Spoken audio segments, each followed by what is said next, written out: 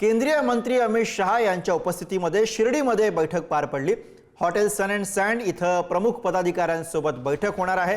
आगामी स्थानिक स्वराज्य संस्थांच्या निवडणुकांच्या पार्श्वभूमीवरती चर्चा होणार असल्याची माहिती मिळते। शिर्डीमधनही महत्त्वाची अपडेट आहे। केंद्रीय मंत्री अमित शहा यांच्या उपस्थितीमध्ये शिर्डीमध्ये बैठक होणार आहे। हॉटेल सन अँड सँड इथे प्रमुख पदाधिकाऱ्यांसोबत या बैठकीचं आयोजन करण्यात आले। आगामी स्थानिक स्वराज्य संस्थांच्या निवडणुकांच्या पार्श्वभूमीवर चर्चा होणार असल्याचं कळतंय।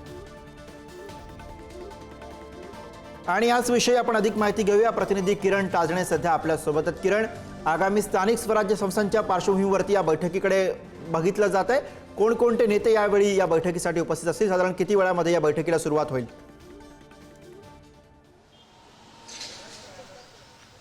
गुरु, खरं तर काही वेळातच या ठिकाणी अमित शहा पोहोचलेले आहे आणि मी ज्या हॉटेलच्या बाहेर आहे त्या ठिकाणी अमित शहा त्यासोबतच मुख्यमंत्री देवेंद्र फडणवीस, प्रदेशाध्यक्ष चंद्रशेखर बावनकुळे हे आत्ता काही वेळापूर्वीच या सन अँड सँड या हॉटेलमध्ये पोहोचलेले आहेत।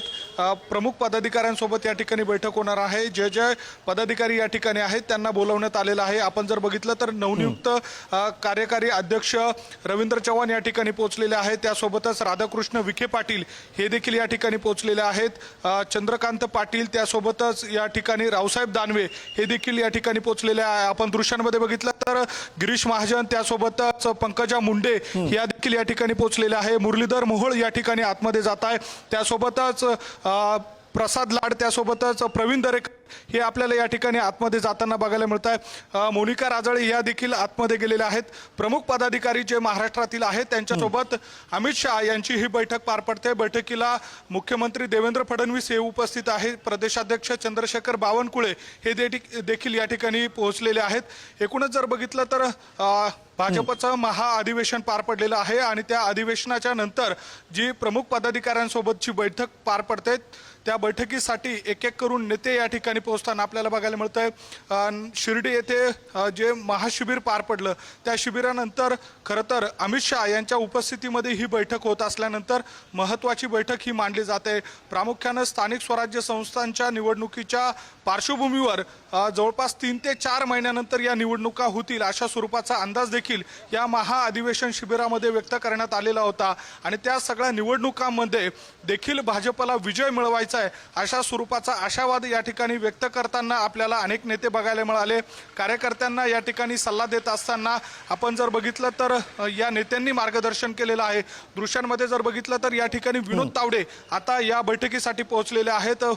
मुख्य प्रवक्ते भाजपचे केशव उपाध्याय ते देखील या ठिकाणी आपल्याला दृश्यांमध्ये आपल्याला बघायला मिळत आहे। एकूणच महत्त्वाची बैठक अमित शहा यांच्या उपस्थितीमध्ये शिर्डी येथे होते आणि त्या बैठकीमध्ये नेमकी काय अमित शहा या सगळ्या नेत्यांना कानमंत्र देतात, काय सूचना देतात हे देखील बघणं महत्त्वाचं असणार आहे। गुरु, बरोबर आहे। महाअधिवेशन संपल्यानंतर तातडीने ही बैठक होते आहे आणि त्यामुळे तुम्ही म्हणलात त्याप्रमाणे एक तर स्थानिक स्वराज्य संस्थांच्या निवडणुका, पण याच्या व्यतिरिक्त आणखी कोणते मुद्दे, आणखी कोणते विषय जे या बैठकीच्या केंद्रस्थानी असतील? किरण,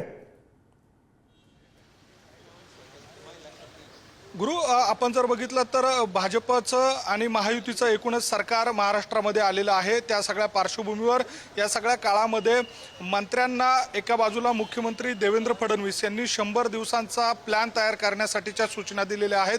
ताकदीनं काम करायचं आहे। या सगळ्या पार्श्वभूमीवर एक बूस्टर डोस या बैठकीच्या माध्यमातून दिला जाऊ शकतो।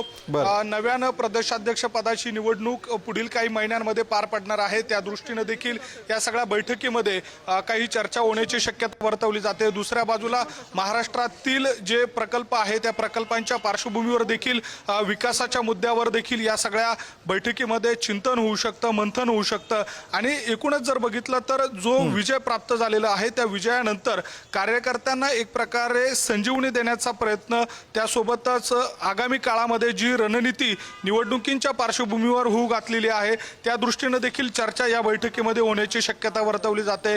नवनियुक्त जे पदाधिकारी असणार आहेत त्यांच्यासाठीच्या नेमक्या काय सूचना आहे त्या देखील या बैठकीमध्ये ठरवल्या जाऊ शकतात। दुसऱ्या बाजूला महाराष्ट्रामधल्या निवडणुका